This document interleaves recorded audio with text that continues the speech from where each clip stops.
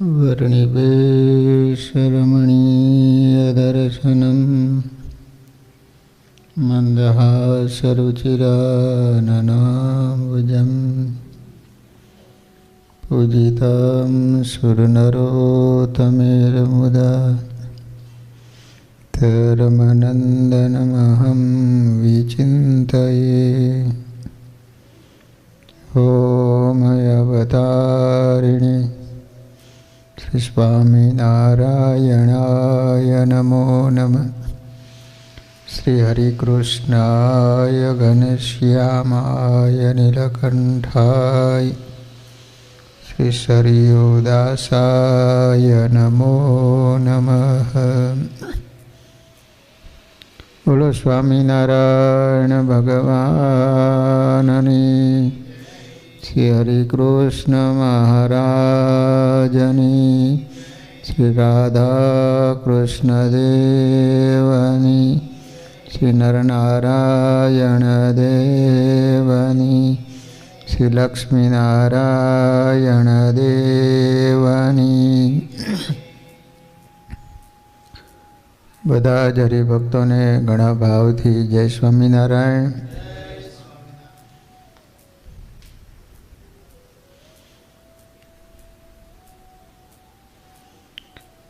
वाला भक्तजनों,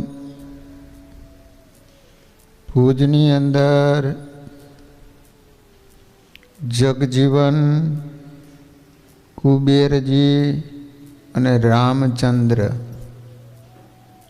ए त्रणेय भाईओ नागर ब्राह्मण कुल में जन्मेला हता। शिवना परम उपासक हता, अतिशय ममती हता।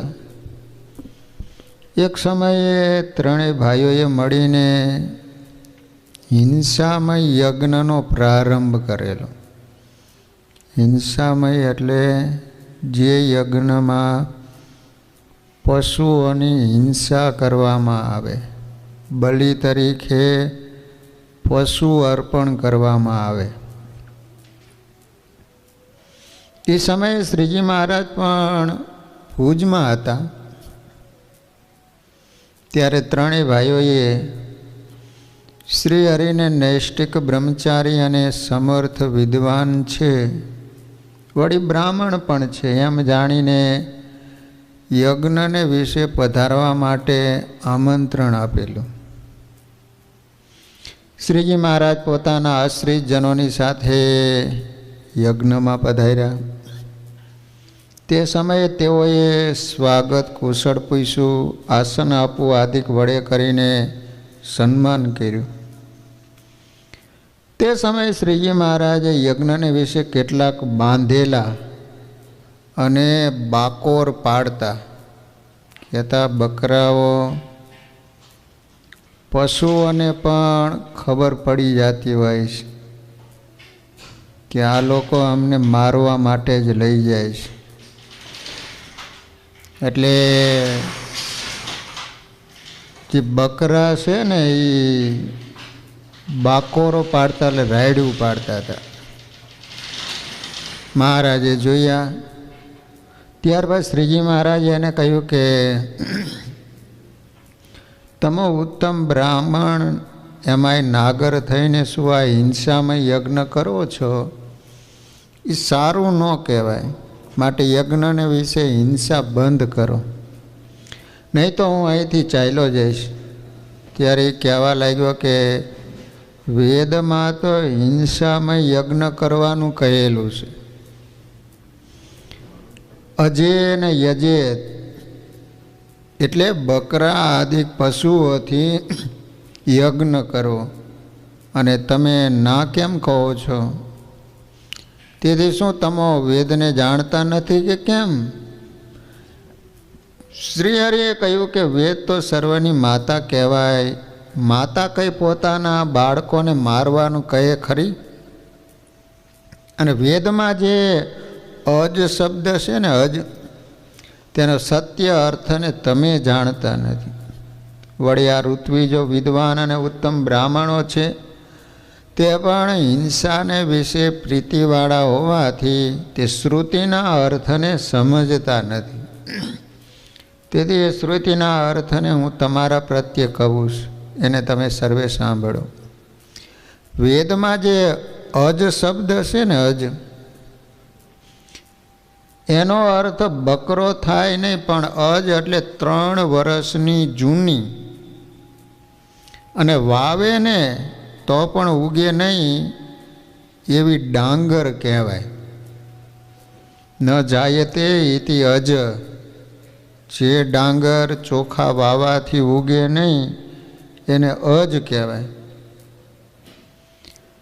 અને ડાંગર તથા દૂધ, ઘૃત, જવ, તલ આદિક પવિત્ર હવિષ્યાનોથી યજ્ઞ થાય. વળી તમો તો સર્વે સાત્વિક વૃત્તિવાળા ઉત્તમ બ્રાહ્મણ કહેવા હોય, તો તમારાથી આવો હિંસામય યજ્ઞ કેમ થાય? ન જ થાય. ત્યારે તેઓના મધ્યે જગજીવન શ્રી હરિનું અપમાન કરતાં કહ્યું કે હે સ્વામિનારાયણ, એ તમારા વચન અમે નહીં માનીએ, કારણ કે વેદમાં તો ઘણે ઠેકાણે હિંસામય યજ્ઞ કરવાનું કહેલું. વળી અમારો કુળ પરંપરાથી ચાલ્યો આવતો જૂનો ધર્મ છે, માટે એને છોડીને હિંસાથી રહિત યજ્ઞ નહીં થાય. આમાં તો હિંસામય યજ્ઞ જ કરીશું. અને આ કાશી આદિકના ભણેલા પવિત્ર બ્રાહ્મણ છે ને, તે પણ હિંસામાં યજ્ઞને જ માને છે.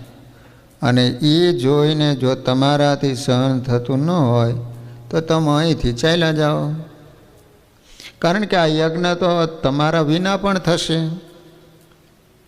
આવી રીતે જગજીવને શ્રીહરિનું અપમાન કર્યું.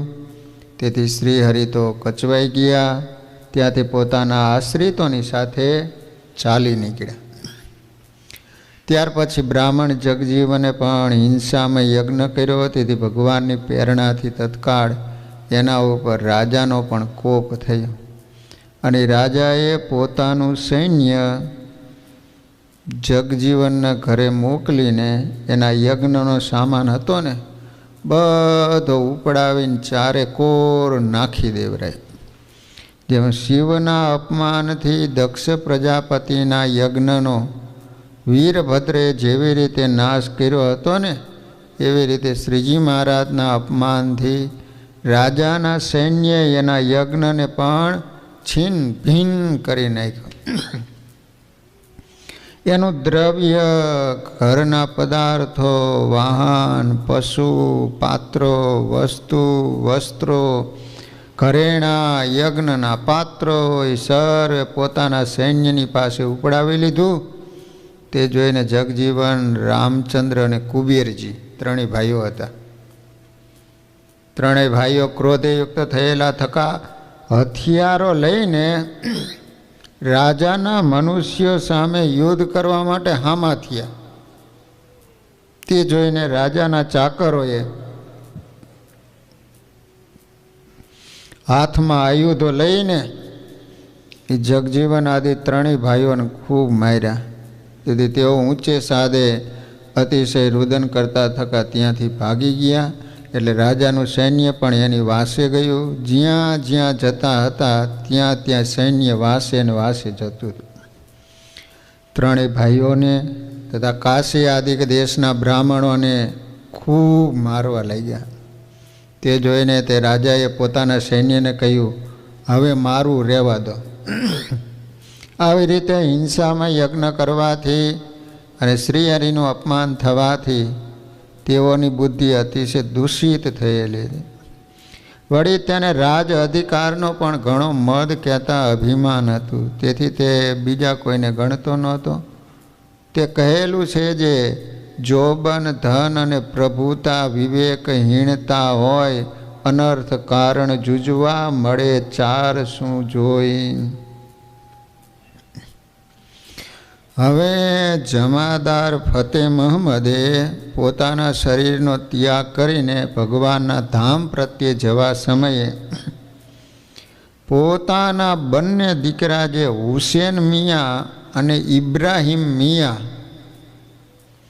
એને ભલામણ કરી કે શ્રી સહજાનંદ સ્વામી સાક્ષાત અલ્લાહ છે અને મેં એમનો દ્રઢ પક્ષ રાખેલો છે. તેથી સ્વામિનારાયણ મને પોતાના ધામમાં લઈ જવા માટે પધાર્યા. લો, ફતેહ મહમ્મદ મુસલમાન એને સ્વામિનારાયણ ભગવાન તેડવા માટે આવ્યા. માટે હું એના ધામમાં જાઉં છું. તમે પણ એનો દ્રઢ પક્ષ રાખજો. અને જગજીવન અત્યારે તો શાંત થઈ ગયેલો, પરંતુ એનો મને વિશ્વાસ આવતો નથી. તો એ મારા ગયા પછી શ્રી સહજાનંદ સ્વામીનો દ્વેષ કરે નહીં અને એ સિવાય બીજો કોઈ એને પરાભવ કરે નહીં, એની તમે બંને ખબર રાખજો. લો, બાપાએ દીકરાને આવી ભલામણ કરી, આવી રીતની પ્રતિજ્ઞા આપી, પોતાના શરીરનો ત્યાગ કરી અને ભગવાનના ધામમાં ગયો. ત્યાર પછી વળી કોઈક સમયે શ્રીજી મહારાજ ફરીવાર ભુજ પધારેલા હતા અને હાટકેશ્વર મહાદેવજીના મંદિરમાં ઉતરેલા હતા. એ સમયે શ્રીજી મહારાજના આવવાના સમાચાર સાંભળીને જગજીવને ફરીવાર પોતાનું વૈર જાગૃત કર્યું. છાની રીતે શ્રી હરિનો તત્કાળ ઘાટ ઘડી નાખવા માટેની વિચારણા કરી, મારી નાખવા માટેની. અતિશય બહાદુર એવા પોતાના 2 સિપાહીઓને ઘણું ધન, બીજી ઘણી લાલચ આપીને શ્રીહરિને મારી નાખવા માટે તૈયાર કર્યા. પરંતુ ઈશ્વરની ઈચ્છા તો જુદા જ પ્રકારની હતી. તેથી એની આગળ તો કોઈનું કાંઈ પણ સામર્થ્ય ચાલે નહીં. તે જગજીવને પહેરાયેલા બંને સિપાહીઓ પોતાની તલવારો સાથે લઈને મંદિરની દિવાલોને કૂદીને મંદિરના ચોકમાં પ્રવેશ કર્યો. એ સમય રાત્રિના 10 વાગવાનો સમય હતો અને શ્રીહરિના આશ્રિતો સર્વે ભર નિદ્રામાં સૂતેલા હતા. પોતે શ્રીહરિ તો પોતાના હસ્તકમળમાં પુસ્તક લઈ શાંત ચિંતે મનન કરતા હતા. રાત્રિ હોવાથી મંદિરના ચોકમાં આવ્યા. છાની રીતે વિચારવા લાગ્યો છે, પહેલો પ્રહાર કોને કરવો. આવો સંકલ્પ કરતા થકા પગથિયા ઉપર ચડવા લાગ્યા. 3 પગથિયા ચડ્યા, તરત જ શ્રીહરિની નજર સિપાહીઓ ઉપર પડી. શ્રીહરિ તો અંતર્યામી પણ જાણ્યું છે આ સિપાહીઓને જગજીવને મને મારવાને માટે મોકલેલા છે. પછી શ્રીહરિએ તો જાણે કોઈ જૂની ઓળખાણ હોય ને શું એમ એના નામો લઈને બોલાવ્યા. કહેવા લાગ્યા, આવો આવો, બેહો બેહો. ત્યારે સિપાહીઓ અતિશય આશ્ચર્ય પામી ગયા. જેવો દ્રષ્ટિનો દોર સંધાયો અને આંખો એક થઈ તેવામાં એના પગ તો ગતિથી રહિત થઈ ગયા. ખુલ્લી તલવારોથી એની આકૃતિ પ્રથમ તો ભયંકર જણાતી હતી, પરંતુ એક જ પલમાં કેટલો ફેરફાર થઈ ગયો અને એ બંને જણા અતિશય દીન થઈ ગયા. ખીનવદને શ્રીહરિની પાસે જઈને ઊભા રહ્યા, પરંતુ કાંઈ પણ બોલી શક્યા કે કાંઈ પણ કરી શક્યા નહીં. ત્યારે શ્રીહરિ તો એને જોઈને અતિશય ગંભીરતાથી અને શાંતિથી કહેવા લાગ્યા, હે બહાદુરો, તમે તો તમારા માલિક જગજીવનનું કામ કરવા માટે આવેલા છો અને આવા અસમર્થ કેમ થાઓ છો? તમારા માલિકના હુકમથી અત્યારે મને મારવા તમે આવેલા છો. તમારા સદભાગ્ય અત્યારે તમોને અટકાવનાર પણ કોઈ નથી, માટે તત્કાળ મારું માથું કાપીને લઈ જાઓ અને તમારા માલિકને આનંદિત કરો. આવા નિસ્વાર્થ પ્રેમમય શબ્દો શ્રીહરિએ કહ્યા, પરંતુ એની જગ્યાએ કોઈ સાધારણ મનુષ્ય હોય તો પણ એને મારનાર શું કરી શકે? કારણ કે જ્યાં નિસ્વાર્થ પ્રેમની અવધિ હોય ત્યાં વૈરરૂપ કોઈ પણ વસ્તુ નજીક કેમ આવી શકે? ન જ આવી શકે. એ સમયે તે સિપાહીઓએ તો પોતાની મ્યાનથી બહાર કાઢેલી અને વીજળીની જેમ ઝબકારા કરતી તલવારોને પૃથ્વી ઉપર ફેંકી દઈ દંડવત પ્રણામ કરવા લાગ્યા. 2 હાથ જોડીને ગદગદ કંઠે પ્રેમમગ્ન થઈને પ્રાર્થના કરવા લાગ્યા. ત્યારે શ્રીજી મહારાજ તો એને ફરીથી સમજાવીને કહેવા લાગ્યા, અરે તમે સુરવીર થઈને તમારા ધર્મને ભૂલી કેમ જાઓ છો? કારણ કે સિપાહીઓનો તો એ જ મુખ્ય ધર્મ છે કે પોતાના માલિકની આજ્ઞા પાલન કરવી જોઈએ. તે માટે તમે તમારા માલિકની આજ્ઞાનું પાલન કરો, તમારી ફરજને બજાવો. આ રહ્યું મારું માથું, કાપીને તમે લઈ જાઓ. એમ કહીને શ્રીહરિએ પોતાના મસ્તકને નીચું નમાયું.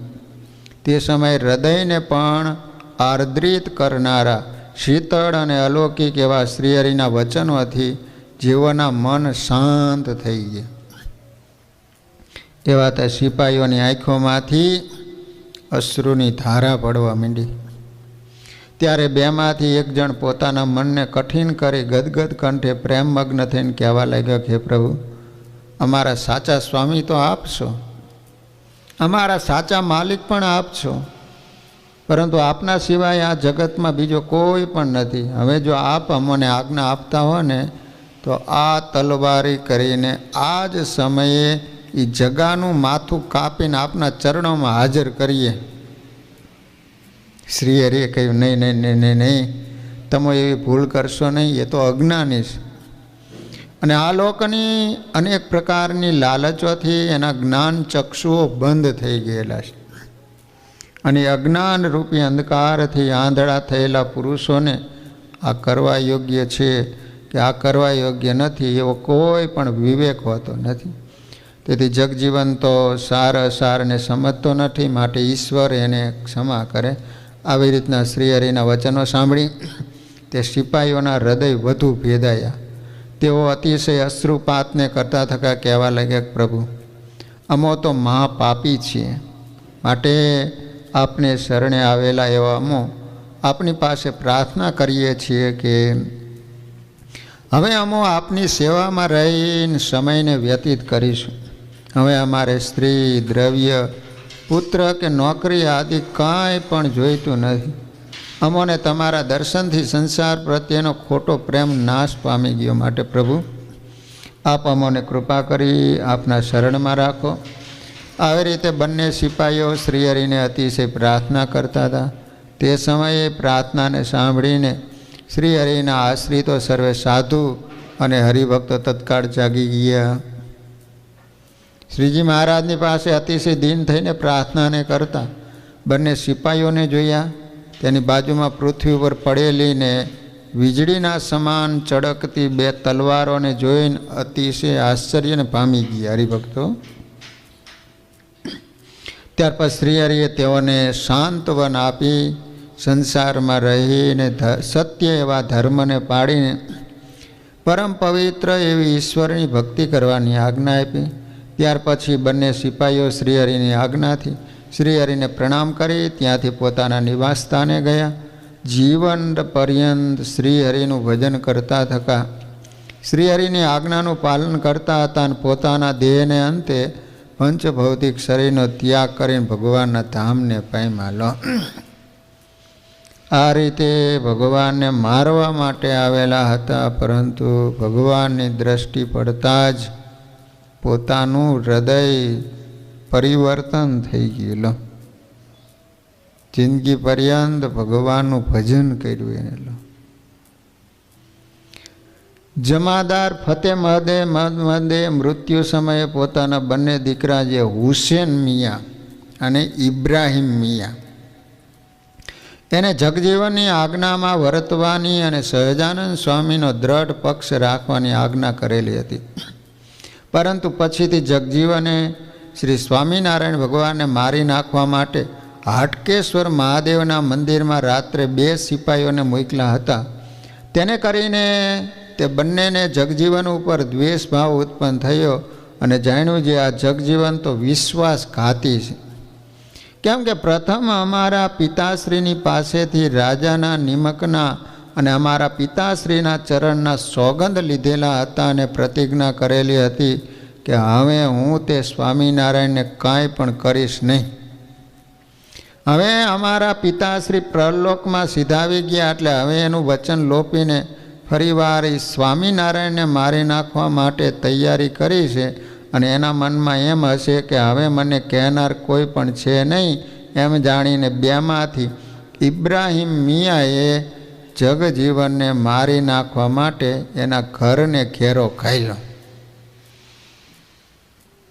હવે આ બંને દીકરાઓને ખબર પડી કે આ રીતે જગજીવને સ્વામિનારાયણ ભગવાનને મારી નાખવા માટે 2 સૈનિકોને હાટકેશ્વર મહાદેવમાં મોકલ્યા હતા. હવે એમાં ઇબ્રાહિમ મિયા હતો, એને નક્કી કર્યું કે હવે જગજીવનને નથી રહેવા દે, કારણ કે આ મારા પિતાની પાસે સોગંદ ખાઈને કીધું કે હવે સ્વામિનારાયણ ભગવાનનો કોઈ દ્રોહ નહીં કરું. તે સમયે જગજીવન તો તે ઇબ્રાહિમ મિયાની સાથે કોઈક બહાદુરની પેઠે લડ્યો હતો, પરંતુ એને જીતવાની આશા રહી નહીં. એટલે એની પાસેથી એના મોટા ભાઈ જે હુસેન મિયા એને મળવાની યાચના કરી. ત્યારે તેની એવા પ્રકારની ઈચ્છાને ઇબ્રાહિમ મિયાએ કબૂલ રાખી. ત્યાર પછી જગજીવન હુસેન મિયાને મળવા માટે ધીમે ધીમે ઘરની બહાર નીકળ્યા. તે સમયે ઇબ્રાહિમ મિયાને શંકા પડી કે રખેને જગજીવન મારા ભાઈને ખોટી રીતે ઉશ્કેરણી કરશે તો એનું પરિણામ સારું નહીં આવે, માટે તે જગજીવનને મારા ભાઈનો ભેટો જ થવા દેવો જોઈએ નહીં. એવો પોતાના મનમાં વિચાર કરીને પછી જગજીવનને મારી નાખવા માટે સીધી સિપાહીઓને પ્રેરણા કરી.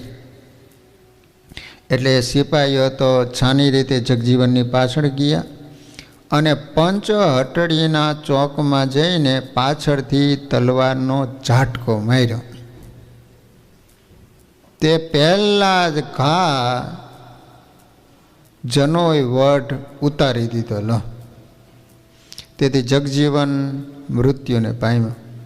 ત્યાર પછી બીજા સિપાહીઓએ તલવારેથી એના શરીરના તલ જેટલા ટુકડા કરી નાખ્યા અને મરતી વખતે એને પીવા માટે પાણી માંગ્યું. તે સમયે તલાવની શેરીના ખૂણા ઉપર એક હરિજન જોડા હાંધવાનું કામ કરતો હતો. એની ચર્મકુંડીમાંથી લઈ ખૂન કરનાર સીદીએ એને પાણી પાયું અને કહ્યું, કૃતજ્ઞ મદોન્મત, અરે દુષ્ટ, તે મોટા પુરુષ એવા જે સ્વામિનારાયણ એનો દ્વેષ કર્યો ને તથા જમાદારનું વચન લોપ્યું, એનું આ તને ફળ મળ્યું છે એમ જાણજે એમ કહીને ત્યાર પછી સિપાહીઓ તથા ઇબ્રાહિમ મિયા તત્કાળ હુસેન મિયાની પાસે ગયો. જગજીવનનું સમગ્ર વૃત્તાંત કહ્યું. ત્યાર પછી વાતની તુર્ક સિપાહીને ખબર પડી, જેને પહેલાં પાટવાડીના દરવાજા પાસે જમાદાર ફતેહ મહમ્મદને સ્વામિનારાયણ ભગવાનની ઓળખાણ કરાવેલી હતી. તે સિપાહીએ જગજીવનના મરણના સમાચાર શ્રીજી મહારાજ પાસે જઈને કહ્યા. તે સમયે એના મરણના સમાચાર સાંભળીને અતિશય દયાળુ એવા સ્વામિનારાયણ ભગવાને અતિશય દુઃખ થયું. એના મરણના સમાચારને સાંભળતા આજ બંને નેત્રોમાંથી આંખોની ધારા પડવા લાગી. ભગવાન કેટલા દયાળુ કે જે મારી નાખવા માટે સિપાહીઓને મોકલ્યા હતા, એ જ ભગવાનને સમાચાર મળ્યા કે જગજીવનને આ રીતે મારી નાખ્યો, મોતને ઘાટ ઉતારી દીધો. સમાચાર સાંભળતા ભગવાનની આંખોમાંથી આંસુ પડવા માંડ્યા અને બોલ્યા, એનું ઈશ્વર ભલું કરેલો અને શ્રી નરનારાયણ દેવ એને સદગતિ આપે. આવી રીતના કરુણામય શ્રી હરિના વચનો સાંભળી તે તુર્ક સિપાહી તો અતિશય આશ્ચર્ય પામી ગયો અને બોલવા લાગ્યો, કેટલી બધી સહનશીલતા! ક્ષમાના ભંડાર છે, કારણ કે હું તો ધારતો હતો કે જગજીવનના મરણના સમાચાર શ્રી સ્વામિનારાયણને આપીશ ને ત્યારે મારા ઉપર અતિશય પ્રસન્ન થશે, પણ તેને તો એનું મૃત્યુ કેવી રીતે થયું એનું વર્ણન કરવા માટે પણ મને બંધ કર્યો. પોતે જે દરવાજાની બહાર ઊભા હતા ત્યાંથી તત્કાળ ખીન વદને અને અશ્રુયુક્ત નેત્રોથી વ્યાપ્ત થયેલા થકા પાછા ઓરડાની અંદર ભગવાન ચાલ્યા ગયા. અને વળી એ દ્વેષીને માટે અશ્રુપાત કરતા ઈશ્વર એનું ભલું કરે અને શ્રી નરનારાયણ દેવ એને સદગતિ આપે. આવી રીતના અતિ કરુણામય વચનો બોલ્યા. એવા વાક્યો મહાપુરુષો સિવાય મેં કોઈની પાસેથી સાંભળેલા નથી. માટે એ સ્વામિનારાયણને તો કોઈ શત્રુ જ નથી, પરંતુ બધા મિત્રો છે. આવા અતિશય દયાળુ પુરુષને સાધારણ મનુષ્ય પણ પરમેશ્વર વિના બીજું શું કહે? કારણ કે એવા ગુણો સાધારણ મનુષ્યમાં હોવા અસંભવિત છે. માટે આવા મહાન પુરુષોના પધારવાથી આ ભારત ભૂમિની પણ અતિશય ઉન્નતિ થાય છે. આ રીતે ભગવાનનો દ્રોહ કર્યો તો જગજીવનનું મોત થયું. અંતે ચર્મકુંડ હતા, એનું પાણી છેલ્લી વખતે મોઢામાં પાવામાં આવ્યું. કોઈક સમયને વિશે શ્રીજી મહારાજ ગુજરાતમાંથી ફરતા ફરતા ભુજનગરને વિશે બધાય. ભુજનગરને વિશે રામાનંદ સ્વામીના આશ્રિત સુતાર સુંદરજીભાઈ, ભગવાનજીભાઈ, ગંગારામ મલ, ડોસાભાઈ, મહેતા શિવરામ, મહેતા હરજીવનભાઈ તથા લાધીભાઈ એ આદિ બીજા કેટલાક હરિભગત ભાઈઓ એણે અતિ આદર વડે સન્માન કરી શ્રીજી મહારાજનો ઉતારો ભગવાનજીભાઈના ડેલામાં કરાયું. ત્યાં રામાનંદ સ્વામીનું સદાવ્રત બાંધેલું હતું. તે સદાવ્રત લેવા માટે પૂર્વ દેશના 2 વૈરાગી આવ્યા. એને શ્રીજી મહારાજે શિરો પૂરી કરીને પોતે અતિ હેત દેખાડીને જમાડ્યા, એટલે એને બહુ સારું લાગ્યું. કેટલાક દિવસ ભેગા રહ્યા, સમાધિઓ કરાવી આદિ ઘણો શ્રીજી મહારાજનો પ્રતાપ ઐશ્વર્ય જોઈ અંતરમાં શાંતિને પામ્યા. પછી એક દિવસે શ્રીજી મહારાજે પૂછ્યું, તમે ક્યાંથી આવ્યા છો? ત્યારે વૈરાગી બોલ્યા, અમે તો સરવરિયા બ્રાહ્મણના પુત્ર હતા અને બાળપણમાંથી ઘરનો ત્યાગ કરીને કલ્યાણને માટે જગન્નાથપુરીમાં મુંડાઈને રહ્યા હતા.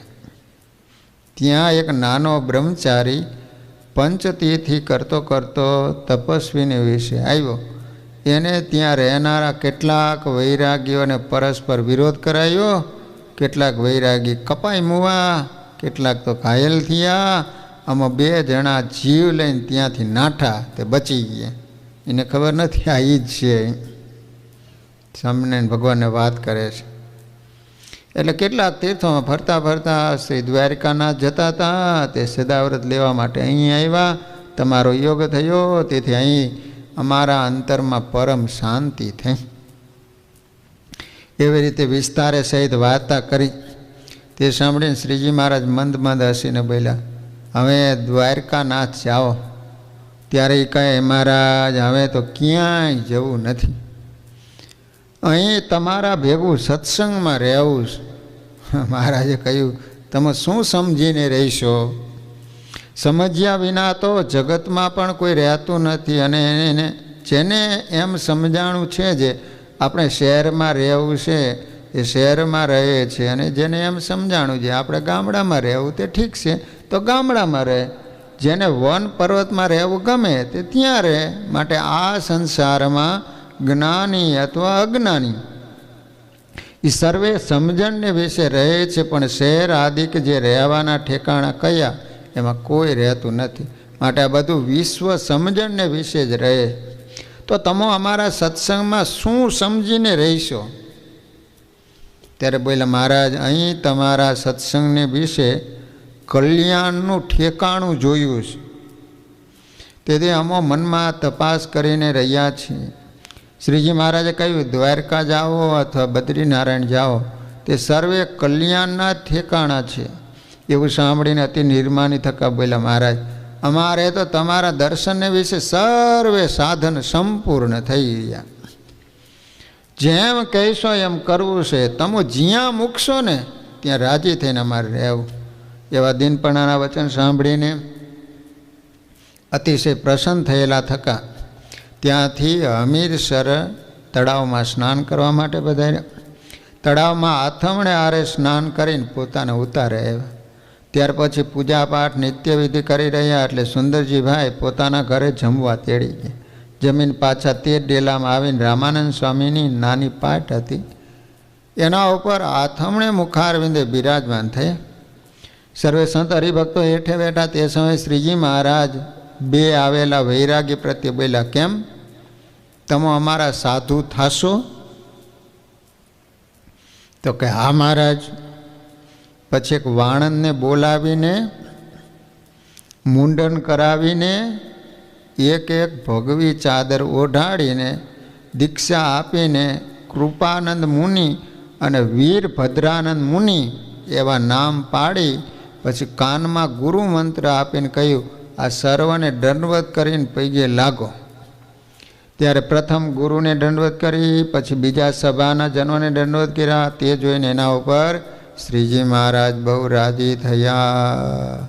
અંતરમાં જાણ્યું જે આને વિવેક સમજણ સારી છે, મુમુક્ષુ પણ છે, એમ જાણીને પોતે જગન્નાથપુરીમાં અસુરોનો નાશ કરાવ્યો હતો.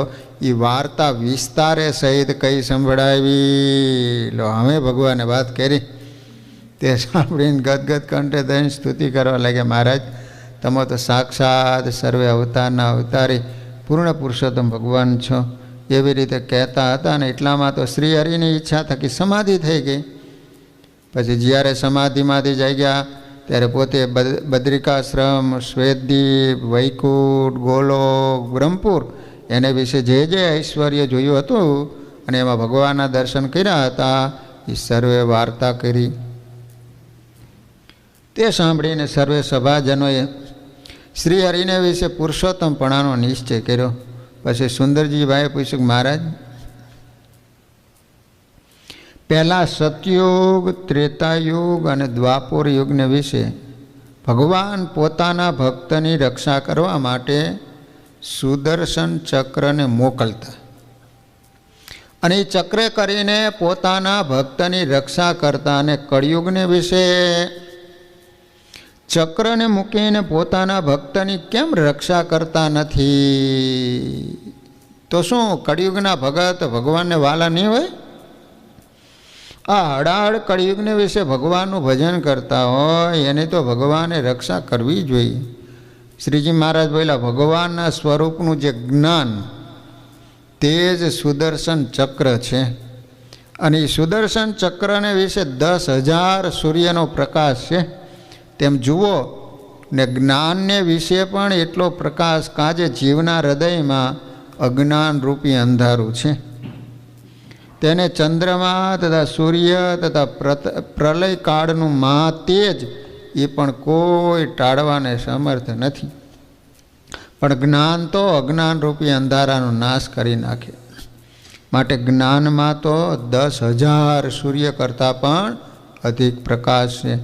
અને સુદર્શન ચક્ર સતયુગને વિશે તથા ત્રેતાયુગને વિશે ભગવાનના ભક્તની રક્ષાને કરતું, તેમ આજે કળિયુગને વિશે જ્ઞાન ચક્ર રક્ષા કરે છે. ત્યારે તમે કહેશો જે કઈ રીતે રક્ષા કરે? તો કહીએ જે જ્યારે ભગવાનનો ભક્ત હોય તેના હૃદયમાં ક્રોધાધિક ભૂંડા ઘાટ થાય છે ત્યારે ભક્તને એવો વિચાર રહે છે, મને ભગવાન મળ્યા છે, હું એવા મોટા લાભને મૂકીને ભગવાનનું વચન લોપીને કુમાર્ગે કેમ ચાલું? જ્યારે એવો ભગવાનના નિશ્ચયયુક્ત પોતાના મનમાં વિચાર થાય છે ત્યારે ઘાટ ટળી જાય છે. માટે કળિયુગને વિશે જો ભગવાન સુદર્શન ચક્ર મૂકીને અંબરીશ રાજાની પેટે રક્ષા ન કરતા હોય તો એનાથી વર્તમાન પડે નહીં. અને કામ ક્રોધાધિક શત્રુ તો એવા બળવાન છે, એવા બળવાળા છે, શિવ બ્રહ્માદિકને પણ ભૂલાવ્યા છે, તો જીવનો શું ભાર છે? માટે ભગવાન પોતાના ભક્તની જ્ઞાનરૂપી સુદર્શન ચક્ર મૂકીને સર્વકાળને વિશે રક્ષાને કરતા આવે અને આજે પણ પોતાના ભક્તની રક્ષાને કરે છે. માટે પ્રગટ ભગવાનના સ્વરૂપનો જે નિશ્ચય તે જ સુદર્શન ચક્ર છે. એવી રીતની ઘણીક વાર્તા કરી. તે સાંભળીને સર્વે સંત હરિભક્તને શ્રીજી મહારાજને વિશે પ્રગટ પુરુષોત્તમપણાનો નિશ્ચય થયો. ત્યાર પછી બીજે દિવસે ભગવાનજી ભાઈને ઘરે જમવા પધાર્યા. એ જમી રહ્યા. પછી ભગવાનજી ભાઈએ શ્રીજી મહારાજની પૂજા કરી. ભાલને વિશે ચંદનની અર્ચા કરી, કંઠમાં પુષ્પનો હાર પહેરાવ્યો, એક ભારે હેમની ઉતરી પહેરાવી, હોનાના કડા, વેડ, વીંટી, કંદોરો એવી રીતે ઘરેણા અંગો અંગને વિશે ધારણ કરાવી. પછી ભગવાનજીભાઈ બોલ્યા કે મહારાજ, આવી રીતે હું રામાનંદ સ્વામીને જમાડીને આ સર્વે ઘરેણા પહેરાવા લાગ્યો ત્યારે સ્વામીએ પહેર્યા નહીં ને કહ્યું, આવા ભારે ઘરેણા હવે અમારાથી ન પહેરાય. એના પહેરનારા તો હવે થોડાક દિવસમાં અહીં આવશે, એટલે એમને પહેરાવજો એમ કહીને પાછા મુકાવ્યા હતા. હે મહારાજ, આજે તમોને પહેરાવ્યા એમ કહી બે હાથ જોડી વિનંતીપૂર્વક પગે લાગ્યા. પછી શ્રીજી મહારાજ ત્યાંથી પોતાને ઉતારે આવી સાંજની વખતે સભા કરીને કેટલોક સમય સુધી પોતાની પાસે બેઠેલા સંત હરિભક્તોને ઉપદેશની વાર્તા કરી. ત્યાર પછી બીજે દિવસે સ્નાન આદિ ક્રિયા કરી, પોતાનો નિત્યવિધિ કરી સર્વે રહ્યા. પછી શ્રીજી મહારાજે મુક્તાનંદ સ્વામીને કહ્યું કે સ્વામી, આજે અમારે શરીરે લગારેક તાવની અસર થઈ છે, માટે અમારું આસન એકાંતમાં કરાવી આપો તો ઠીક. ત્યારે મુક્તાનંદ સ્વામીએ ડેલામાં ઉગમણી કોરે ઓસરી હતી એમાં આસન કરાવ્યું. સ્વામીને કહ્યું, સ્વામી, અમારે માટે મરચા લવિંગિયા 4 શેર એટલે 2 કિલો અને 4 દિવસનું ખાટું દહીં 5 શેર લાવો તો સારું. મુક્તાનંદ સ્વામી સર્વે મંગાવી આપ્યું. શ્રીજી મહારાજે 4 શેર મરચા લવિંગિયા, હો, આમ એક બટકું ખાવ ને રાયડું પાડીને, તેવા 4 શેર મરચા અતિશય ઝીણા વટાવ્યા, બાજરાના રોટલા કરાવ્યા. પછી શ્રીજી મહારાજે દહીંમાં મરચાં બધા નખાવ્યા, બાજરાના 2 રોટલા અને દહીં બધું જમી ગયા. અને પછી બોલ્યા, સ્વામી, હવે અમારો તાવ જશે. તે સાંભળે સુંદરજીભાઈ બોલ્યા, મહારાજ, આપ તો અક્ષરાધિપતિ ભગવાન છો એટલે કાંઈ ન થાય, પણ જો બીજો તાવનો ઔષધ કરે ને તો એના પ્રાણ નીકળી જાય. ત્યાર પછી શ્રીજી મહારાજ ઘણી જ્ઞાન ઉપદેશની વાતો કરી. ત્યાંથી ચાલ્યા તે માનખુવા પધાર્યા, અદાભાઈના દરબારમાં નિવાસ કરીને રહ્યા. વળી એક સમય મહારાજ ભુજ પધાર્યા. સુંદરજીભાઈની મેળી ઉપર બિરાજમાન હતા. શ્રી હરિના મુખારવિંદ આગળ ગંગારામભાઈ, ભગવાનજીભાઈ, હિરજીભાઈ આદિ કેટલાક હરિભક્તો આવીને બેઠા. એ સમયે સુંદરજીભાઈએ શ્રીજી મહારાજને વિનંતી કરી, નમસ્કાર કરી અને પ્રશ્ન પૂછ્યો, એ મારે આ દેહમાંથી જીવ જ્યારે બહાર નીકળે ત્યારે એનું રૂપ કેવું હોય છે અને એ જીવ કોઈને દેખાતો હશે કે નહીં? શ્રીજી મહારાજ બોલ્યા, જીવનું રૂપ તો અતિ સૂક્ષ્મમાં પણ સૂક્ષ્મ છે, તે આ ચર્મચક્ષુથી દેખાય એવું નથી. ઘણીવાર માણસ મરવાનો થયો હોય તો આપણે એની પાસે જ બેઠા હોય, આપણી આંખની સામે એ મરી જાય છે, એના શરીરમાંથી જીવ જાય છે, છતાં પણ આપણે જીવને જોઈ નથી શકતા, પાસે જ બેઠા હોય આપણે. કારણ કે જીવ એટલો બધો સૂક્ષ્મ છે કે આપણી આંખ પણ એને જોઈ શકતી નથી. લો, જેને અજ્ઞાન રૂપી અંધારું ટળી ગયું હોય એ દેખે છે, પરંતુ બીજો તો એ જીવાત્માને જોવા કોઈ સમર્થ થતો નથી, કોઈ નહીં. લો, જેમાં આપણે અત્યારે આ સંતે સહિત અહીંયા બેઠા છીએ, એમાંથી કોઈકને ઊંઘ આવી જાય, ઊંઘ એમાં સ્વપ્ન આવે છે, ત્યારે સ્વપ્નમાં એમ દેખે છે ફોજ આવે છે, તે જેને સ્વપ્ન છે એને ફોજ દેખાય અને એને ભય પણ લાગે, પણ આ મેળી ઉપર કાંઈ ફોજ આવી નથી, પરંતુ સ્વપ્નવાળાની દ્રષ્ટિમાં ફોજ દેખાય છે. એમ જ આત્મા અને બ્રહ્મને દેખવાની દ્રષ્ટિ પણ જુદી છે, અને એવી દ્રષ્ટિ તો ભગવાનના ધ્યાને કરીને આવે છે. એ વિના તો કોટી સાધન કરે. ભગવાનનું ધ્યાન કરવાથી જ આત્માને જોઈ શકાય છે. મહારાજ કે એના વિના કરોડો સાધન કરે, પણ તેને કરીને પોતાનો આત્મા કે બ્રહ્મને દેખવું એવી દ્રષ્ટિ આવતી નથી. માટે જે એવી દ્રષ્ટિને પામ્યા હોય એ જ આત્માને દેખવા સમર્થ થાય છે. અને જ્ઞાનીને તો શાસ્ત્રમાં અનંત લોચન કહ્યા છે. માટે એ મર્મને અજ્ઞાની જીવ જાણતો નથી. અને જે પુરુષને આત્મા રૂપે થઈને ભગવાનની મૂર્તિનું ધ્યાન કરે એ પુરુષ સર્વને દેખે છે અને અલૌકિક દ્રષ્ટિને પણ પામે. હવે એ ધ્યાન કરવાની રીત એમ છે, જે ભગવાનનો ભક્ત જ્યારે પોતાની દ્રષ્ટિને આગળ મૂર્તિને ધારે ત્યારે પ્રથમ તો જેવી ભગવાનની મૂર્તિ છે તે જેમ સૂર્યની કિરણ જાળીએ કરીને ઘરમાં પડે છે ત્યારે સૂર્યની કિરણ અને સૂર્ય તે એકતાર દેખાય, તેમ એ ભક્તને અગ્નિ સરખી રક્ત મૂર્તિ ભાસે. પછી રતાશમાંથી ઘણો પ્રકાશ પ્રગટે ત્યારે તે જ મૂર્તિ સૂર્યના જેવી ભાસે. પછી જેવો ચંદ્રમાં શીતળ છે એના સમાન શીતળ અને મોટો તારો ખરે એના જેવું ઉજ્જવળ તેજ એના સરખી અત્યંત શ્વેત પ્રકાશમાન મૂર્તિ ભાસે. પછી એવી મૂર્તિને જોતાં જોતાં અંતરદ્રષ્ટિ થઈ જાય. પછી 4 પ્રકારના પ્રલય કરીને સર્વને ખોટું કરીને એક ભગવાનની મૂર્તિને ધારે. પછી જેમ કોઈના હાથમાં ચિંતામણી હોય એમ ભગવાનની મૂર્તિમાં જેની વૃત્તિ જોડાણી તે ગોલોક, વૈકુંઠ, શ્વેતદીપ, અક્ષરધામ અને અનંત કોટી મુક્ત એ સર્વને દેખે છે. અને એ ભગવાનનો ભગત જ્યારે ધારણા કરે ને ત્યારે 50 કરોડ યોજન આ પૃથ્વી, તેથી 10 ગણું જળ, તેથી 10 ગણું તેજ, તેથી 10 ગણો વાયુ, તેથી 10 ગણો આકાશ, તેથી 10 ગણો અહંકાર, તેથી 10 ગણું મહતત્વ, તેથી અનંત ગણી પ્રકૃતિ, તેથી અનંત ગણો પુરુષ. અને પ્રકૃતિ પુરુષ થકી પર ભગવાનનું અક્ષરધામ છે.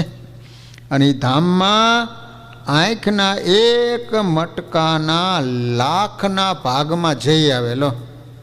આટલું દૂર અક્ષરધામ, આંખના મટકા એના લાખમો ભાગ, બોલો એટલી વારમાં અક્ષરધામમાંથી જઈ આવે. એને એમ જણાય છે એ ધામમાં હું હજારો અને લાખો વર્ષ રહી આવ્યો અથવા બ્રહ્માના કલ્પ પર્યંત રહી આવ્યો એવું જણાય છે. એટલી વાર ધામમાં જઈને આવતો રહે ને તો એને એમ થાય કે હું લાખો વર્ષ અક્ષરધામમાં રહ્યો ને એટલું સુખ એને લાગે. અહીં તો એક મટકાનો લાખમો ભાગ થયો હોય ને શું એમ જણાય છે. એવી અલૌકિક વાત છે. એને જે ભગવાનના ધ્યાનના અંગવાળો હોય ને એ જ જાણે, બીજાને ખબર ન પડે. એવી રીતની ધારણા થાય છે. એનું કારણ તો ભગવાનની મૂર્તિમાં અખંડ વૃત્તિ રાખવી એ જ છે. માટે જેને ભગવાનની મૂર્તિને વિશે અખંડ વૃત્તિ રહેતી હોય તો એ ગ્રસ્ત હોય તો પણ તેને અલૌકિક દ્રષ્ટિ થાય છે. અને ભગવાનની મૂર્તિને વિશે જેની વૃત્તિ ન ચોંટતી હોય અને બ્રહ્મચર્ય પાડતો હોય, તપે કરીને પોતાના દેહને હૂકવીને લાકડા જેવું કરી નાખે તો પણ એને અલૌકિક દ્રષ્ટિ થતી નથી.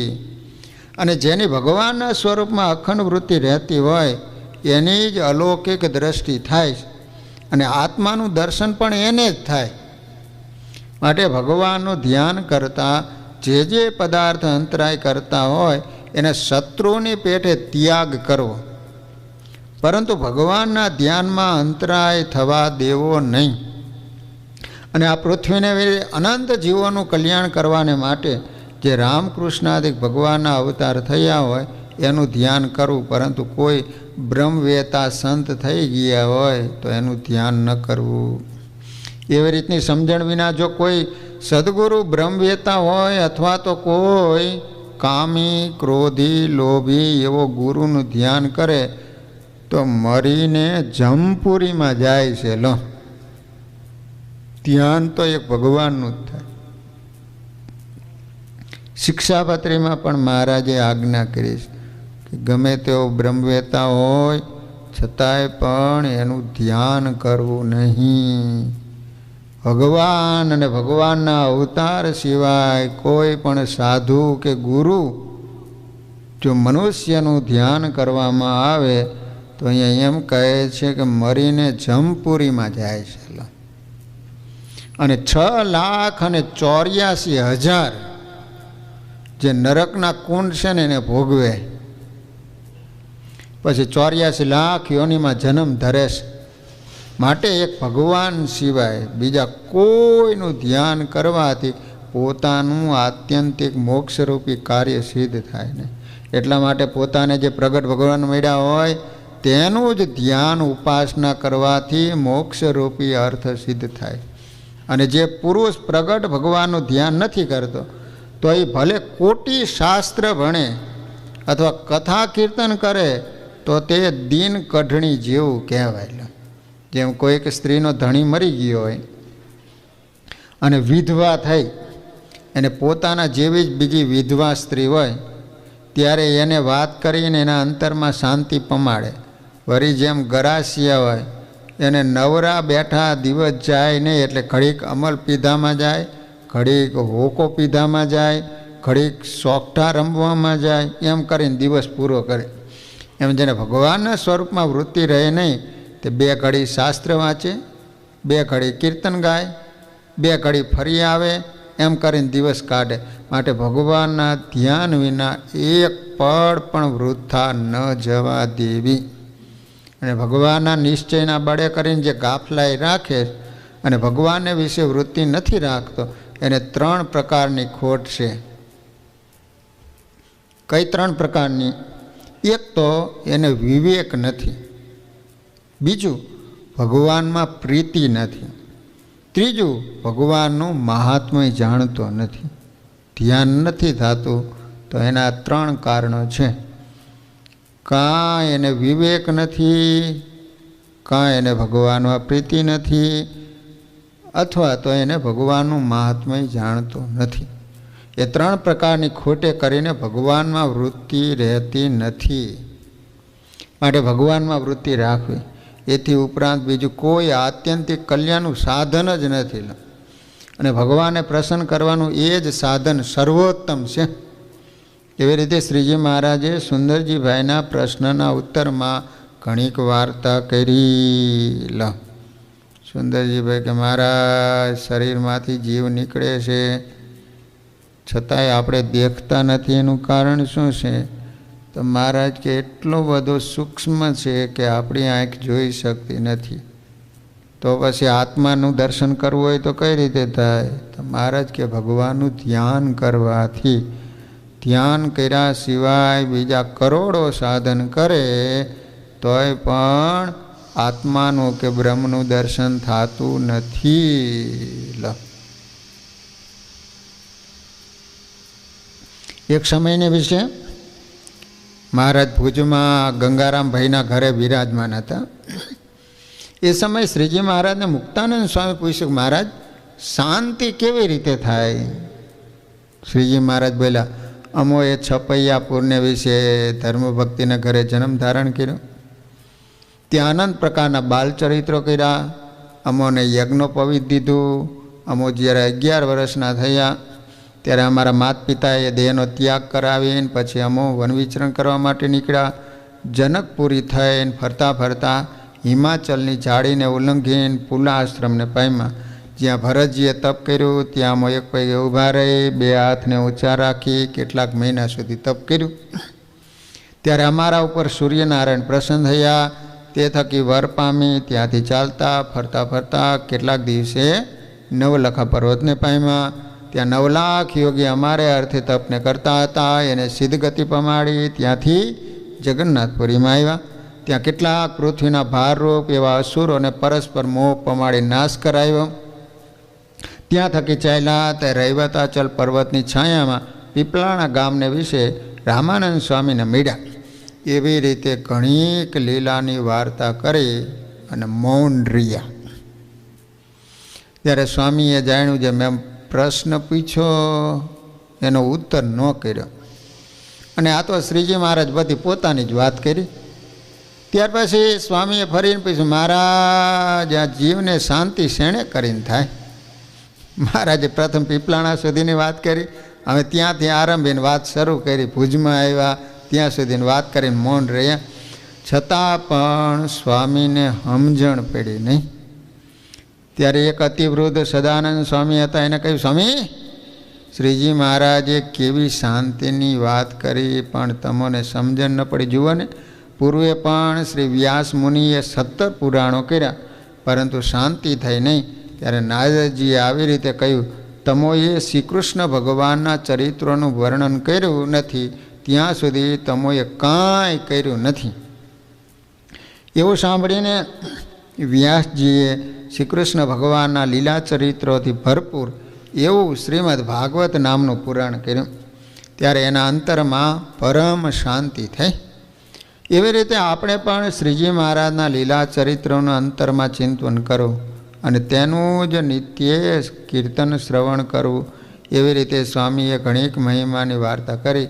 ત્યારે મુક્તાનંદ સ્વામીના અંતરમાં શ્રીજી મહારાજના પ્રતાપની વાર્તા બરાબર સમજાણી. ત્યારે પોતે જાણ્યું છે આ શ્રીજી મહારાજના લીલા ચરિત્રમાં જેવી શાંતિ છે તેવી શાંતિ કોઈ પદાર્થમાં નથી. એમ જાણીને અતિ પ્રેમ મગ્ન થઈ શ્રીજી મહારાજને દંડવત પ્રણામ કર્યા. 2 હાથ જોડી પૈગે લઈ ગયા. ત્યારબાદ મુક્તાનંદ સ્વામી શ્રીજી મહારાજના જન્મથી આરંભીને સ્વધામ પધાર્યા ત્યાં સુધીના લીલા ચરિત્રોનું ધર્માખ્યાન નામે શાસ્ત્ર કર્યું. લો,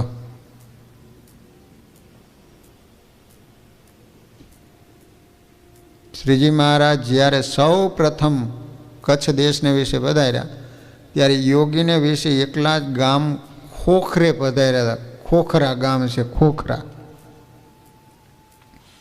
જેવી રીતે કોઈને ખબર પડે નહીં એવી રીતે પોતાને હાથે શ્રી રામાનંદ સ્વામીએ વાંસેલું તાળું એને પોતાને હાથે ઉઘાડીને એ ઓરડીમાં રહેલો છે ગાદલું, ઓશીકું, ઓછાડ એણે યુક્ત ઢોલિયો એના ઉપર બિરાજમાન થયા. ત્યારે ગામના કોઈક મનુષ્ય શ્રીજી મહારાજને ઓરડીમાં ઢોલિયા ઉપર બેઠેલા જોઈને હરિભક્તોને કહ્યું, તમારી ઓરડીમાં કોઈક યોગીરાજ કોણ આવેલા છે? એવા પ્રકારનું વચન સાંભળીને તત્કાળ હરિભક્તો સદગુરુ રામાનંદ સ્વામીનું વચન યાદ આવ્યું. તરત સર્વે હરિભક્તો શ્રીજી મહારાજના દર્શન કરવા માટે આવ્યા. શ્રીજી મહારાજને દંડવત પ્રણામ કરી અતિશય પ્રાર્થના કરતા થતા કહેવા લાગ્યા, મહારાજ આપ તો સાક્ષાત પરબ્રહ્મ ભગવાન છો. આ રીતે ભગવાન સીધા આવીને ઓરડો ખોલીને બેસી જ ગયા. પણ રામાનંદ સ્વામીએ હરિભક્તોને કહ્યું હતું, અહીં આપનું આગમન થયેલું છે એ પણ અમારા કલ્યાણ માટે થયેલું. ત્યારે શ્રીજી મહારાજ કહ્યું, અમે તો ભગવાન નથી પણ અમે તો સાધુ છીએ, અને જો તમે સર્વે અમોને ભગવાન જાણતા હો તો તમોએ ભગવાન શી રીતે જાણ્યા? ત્યારે સર્વે હરિભક્તો કહેવા લાગે, મહારાજ અમને રામાનંદ સ્વામીએ કહેલું હતું કે આ ઓરડીને તાળું વાસેલું છે એને પોતાને હાથે ઉઘાડીને આ ઢોલિયા ઉપર બેસે એને તમે અક્ષરધામના અધિપતિ સાક્ષાત ભગવાન જાણજો. તો તમોએ સદગુરુ રામાનંદ સ્વામીનું વચન સત્ય કર્યું. તે માટે આપ સર્વોપરી સર્વ કારણના પણ કારણ સાક્ષાત ભગવાન છો. એવી રીતે સર્વે હરિભક્તોએ કહ્યું. ત્યાર પછી નાના પ્રકારના ઉપચારોથી શ્રીજી મહારાજનું પૂજન કર્યું. સર્વે હરિભક્તો શ્રીહરિની સેવામાં તત્પર થયા. શ્રીહરિની ઘણીક પ્રાર્થના કરી. તે ખોખરા ગામને વિશે ઘણા દિવસો સુધી રાખ્યા. એક સમયે શ્રીજી મહારાજે પોતાની આગળ બેઠેલા સર્વે હરિભક્તોને કહ્યું, ભક્તજનો તમે સર્વે સુખી છો ને? ત્યારે સર્વે હરિભક્તો 2 હાથ જોડી વિનંતી કરીને કહ્યું, મહારાજ આપની કૃપાથી એમ જ રામાનંદ સ્વામીની કૃપાથી અમે સર્વ પ્રકારે સુખી છીએ, પણ આ ગામમાં એક પાણીનું મોટું દુઃખ છે. આ ગામના તલાવમાં જ્યાં સુધી પાણી હોય ત્યાં સુધી સર્વે મનુષ્યને તથા પશુઓને પાણીનું સુખ હોય છે. જ્યારે તળાવમાં વરસાદનું પાણી ખૂટી જાય ત્યારે તો 2-3 ગાઉ ઉપરથી પાણી લાવવું પડે. મહારાજે કહ્યું આ ગામની બહાર સીમમાં કૂવો ખોદતા નથી. ત્યારે સર્વે મનુષ્યએ 2 હાથ જોડીને કહ્યું કે મહારાજ આ ગામના સીમાડામાં અમુક કૂવા તો ઘણાય ખોદીએ છીએ, પણ દરેક કૂવામાં પાણી તો સમુદ્રના જેવું ખારું નીકળે છે, અને એ પાણી પીવામાં કોઈ મનુષ્ય કે પશુ આદિકને કામમાં આવતું નથી.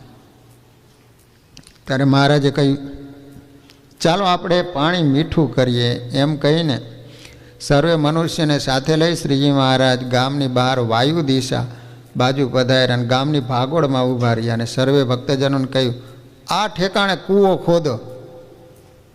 ત્યારે સર્વે મનુષ્ય કહ્યું મહારાજ આ ઠેકાણે તો કૂવા ઘણાય ખોદેલા પડ્યા, એમાં પાણી તો ખારું સમુદ્રના જેવું.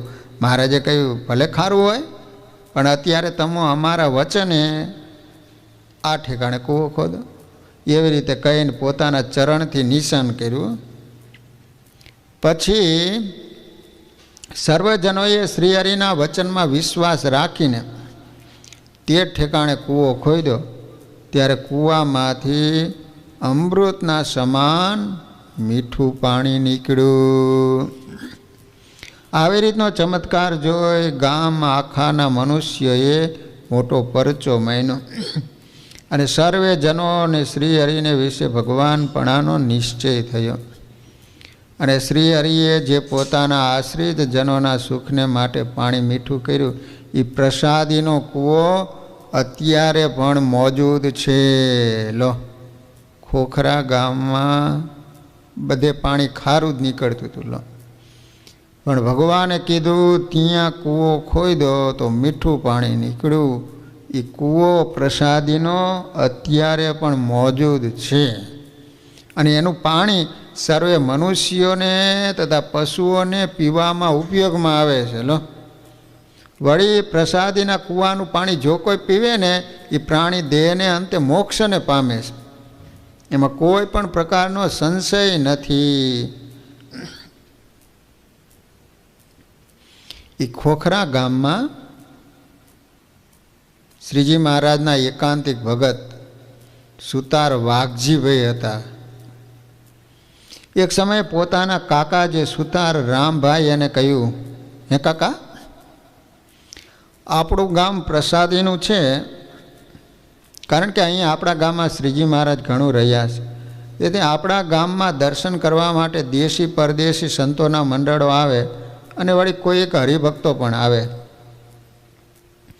માટે જો એક સારું મંદિર કરાવીએ તો સંતોને અને હરિભક્તોને ઉતારા માટે કામમાં આવે અને આપણે પણ ભજન ભક્તિ કરવાનું સાનુકૂળ પડે. ત્યારે એ વાત કાકા રામભાઈ એને પ્રિય ન લાગી.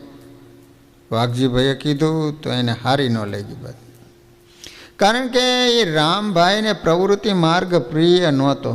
ભાઈ વાઘજીભાઈએ તો મંદિર કરવાનું કામ પોતા ઉપર લઈને શરૂ કર્યું. રામભાઈ તો મંદિરના કામમાં મદદ બહુ ઓછી કરતા, તો પણ વાઘજીભાઈ તો શ્રીજી મહારાજ સર્વ સંત હરિભક્તોની પ્રસન્નતાને માટે મંદિરનું કામ ઘણી ઉત્સાહપૂર્વક કરવા લાગ્યા. જ્યારે મંદિરનું કામ પૂર્ણ થઈ રહ્યું ત્યારે એક સમયે વૈશાખ માસમાં રાત્રિને વિશે રામ ભગત પોતાના ઘરના આંગણામાં ખાટલા ઉપર સૂતેલા હતા. અર્ધરાત્રિનો સમય થયો હતો. એ સમયે શ્રીજી મહારાજે દિવ્ય સ્વરૂપે અચાનક આવી સૂતેલા રામ ભગતને હોટી મારીને જગાડ્યો. રામ ભગત તો તત્કાળ જાગી ગયો. ઊંઘમાં હોય ને હોટી મારે એટલે કેવું થાય જોઈએ ને, તો પોતાના સમીપે ઊભેલા શ્રીજી મહારાજને જોયા. તત્કાળ શ્રીજી મહારાજને ઓળખી ગયા હતા, કારણ કે રામ ભગત તો ભગત હતો, શ્રીજી મહારાજને મળેલા હતા, શ્રીજી મહારાજ સાથે ઘણી વખત ફરેલા હતા. આ તો શ્રીજી મહારાજ છે એમ જાણે તત્કાળ ઉઠીને દંડોત પ્રણામ કરવા લાગ્યા. પછી પૂછવા લાગ્યા મહારાજ આપ અત્યારે અચાનક ક્યાંથી પધાર્યા? મહારાજે કહ્યું કે રામ ભગત અમે અત્યારે આ ખોખરા ગામમાં તમારા ભત્રીજા વાઘજીભાઈએ જે મંદિર કરાવેલું છે ને એને જોવા માટે આવેલા છે, માટે તમે અમારે યારે હાલો હાલો અમને મંદિર દેખાડો. રામ ભગત તત્કાળ શ્રીજી મહારાજની યારે મંદિરમાં ગયા. એ સમયે મંદિરમાં તો અંધારું હતું, તો પણ શ્રીજી મહારાજની મૂર્તિમાંથી અકસ્માત તેજ ઉત્પન્ન થયું. તેણે કરીને મંદિરમાં પ્રકાશ પ્રકાશ પ્રકાશ થઈ ગયા. અંધારું સર્વે નિવૃત્ત પામી ગયું. ત્યારબાદ શ્રીજી મહારાજ તો મંદિરમાં ચારે બાજુ ભીતમાં રહેલી જે ખીતીઓ, બારીઓ, દરવાજા વગેરેમાં પોતાના હાથ ફેરવવા લાગ્યા. વાઘજીભાઈની પ્રશંસા કરવા લાગ્યા. ઓહો, વાઘજીભાઈએ મંદિર બહુ સારું કરાવ્યું છે. વળી એમાં ખીતીઓ તથા બારી દરવાજાઓ આદિ બહુ સારું કરાવેલા. પહેલાં ખીતીઓ લગાવતા, ખબર? લાકડાની આવતી ખીતીઓ મંદિરમાં. પહેલાં તો ગામડામાં મને ખબર છે, સવારે નહીં પછી પૂજા મંદિરમાં જ રાખતા અને મંદિરમાં પૂજા કરતા. તો સંતો આવે તો એ ખીતીએ જોડીઓ લટકાવે, ધોતિયા હોય તો હંકેલીને અહીંયા મૂકતા. એટલા માટે ફરતી કોઈ એવી ખીતીઓ રાખતા લાકડાની, અને સરસ મજાની પાછી ઓલી કરેલી હોય. દરવાજાઓ આદિક બહુ સારા બનાવેલા છે એમ વાઘજીભાઈની પ્રશંસા કરી. તે સાંભળીને રામ ભગતના મનમાં થયું, શ્રીજી મહારાજ તો મારા ભત્રીજાની પ્રશંસા કરે પણ મારું તો નામય લેતા નથી, એનું શું કારણ? પછી વળી રામ ભગતને વિચાર થયો, આ મંદિર કરાવવામાં મેં કાંઈ પણ સેવાનો લાભ લીધો નથી, એ મારી મોટી ભૂલ થઈ છે. લો, તેથી શ્રીજી મહારાજ મારી પ્રશંસા કરતા નથી. એવી રીતે પોતાના મનમાં વિચાર કરીને અતિશય પશ્ચાતાપ કરવા લાગ્યા. પછી રામ ભગતે શ્રીજી મહારાજને કહ્યું, મહારાજ વાઘજીભાઈને જગાડું? મહારાજે કહ્યું, અત્યારે અમારે જવાની ઉતાવળ છે, માટે વાઘજીભાઈને જગાડશો નહીં. અને રામ ભગત, આ અમારી પ્રસાદીની ચાદર લ્યો અને એ ચાદર વાઘજીભાઈને આપજો, કારણ કે વાઘજીભાઈએ અમારું મંદિર બહુ સારું કરાયું છે, તેથી એના ઉપર અતિશય પ્રસન્ન થયા છે. ત્યારે રામ ભગતે કહ્યું કે મહારાજ, આ તમારી ચાદર અમારાથી કેમ લેવાય? કારણ કે અમારે દેવાનું ઠેકાણું પણ લેવાનું ઠેકાણું નથી, માટે અમારાથી લેવાય નહીં. એમ કહીને ચાદર રામ ભગતે લીધીને ત્યારે એ જ સમયે શ્રીજી મહારાજ તો અદૃશ્ય થઈ ગયા. ત્યાર પછી રામ ભગતે એ જ સમયે વાઘજીભાઈને જગાડ્યા. સર્વે વાત વિસ્તારથી કરી. હે વાઘજીભાઈ, શ્રીજી મહારાજ તો તમારી ઉપર બહુ જ રાજી થયા અને તમારા જ અતિશય વખાણ કર્યા, પણ મારું તો નામ લીધું જ નહીં. શ્રીજી મહારાજે પોતાની પ્રસાદીની ચાદર આપવા માંડી અને કહ્યું કે આ ચાદર તમે લ્યો, વાઘજીભાઈને આપજો, પણ તે મારાથી લેવાણી નહીં. ત્યારે વાઘજીભાઈએ કહ્યું, કાકા તમે તો બહુ ખોટું કર્યું, બહુ મોટી ભૂલ કરી, કારણ કે ચાદર તો અવશ્ય લીધા જેવી હતી નહીં. પ્રસાદીની વસ્તુ તો મોટા ભાગ્યવાળાને જ મળે, પણ સર્વને એવી પ્રસાદીની વસ્તુ મળતી નથી. માટે હે કાકા, તમે તો અતિ મોટી ભૂલ કરી, પણ હવે શું થાય? એવી રીતે કહીને વાઘજીભાઈ તો ઘણો પશ્ચાતાપ કરવા લાગ્યા. તે રામ ભગતે પ્રસાદીની ચાદર લીધી નહીં એનું કારણ એ હતું કે પોતે શ્રીજી મહારાજને મળેલા હતા, ઘણી વખત શ્રીજી મહારાજની સાથે રહેલા હતા, પરંતુ મહામુક્ત એવા જે બ્રહ્મવેતા સંત એનો સમાગમ કરેલો નહોતો. લો, આટલી ખામી હતી, તેથી એનું મહાત્મય નહોતું. વાઘજીભાઈને જેવી ભગવાનને વિશે સ્થિતિ હતી એવી સ્થિતિને પણ પામેલા નહોતા. વાઘજીભાઈ તો જોકે શ્રીજી મહારાજને મળેલા ન હતા, તોય પણ મહામુક્ત સદગુરુ આનંદાનંદ સ્વામી, અચ્યુતદાસજી સ્વામી, ભુજના પહેલા મહંત અચ્યુતદાસજી સ્વામી તથા અક્ષર જીવનદાસજી સ્વામી તથા માંડવીના વિપ્ર લક્ષ્મીરામ એ આદિક મહામુક્ત પુરુષોને સેવા સમાગમે કરીને પ્રસન્ન કરેલા હતા. અને એના રૂડા આશીર્વાદો પ્રાપ્ત કરેલા હતા. તેણે કરીને વાઘજીભાઈ તો ઉત્તમ એવી જે બ્રહ્મ સ્થિતિ એને પામેલા હતા. તેને કરીને શ્રીજી મહારાજનો, એમના હૃદયમાં અખંડ ધારી રહેલા એવા સાચા સંતોનો અને શ્રીજી મહારાજે પ્રસાદીની કરેલી કોઈ પણ વસ્તુ એનો અતિશય મહિમા જાણતા હતા. માટે ગમે એવા મોટા હોય, ભગવાનને મળેલા હોય, તોય પણ સંતના સમાગમ વિના જેમ છે એમ એનો મહિમા સમજાતો નથી.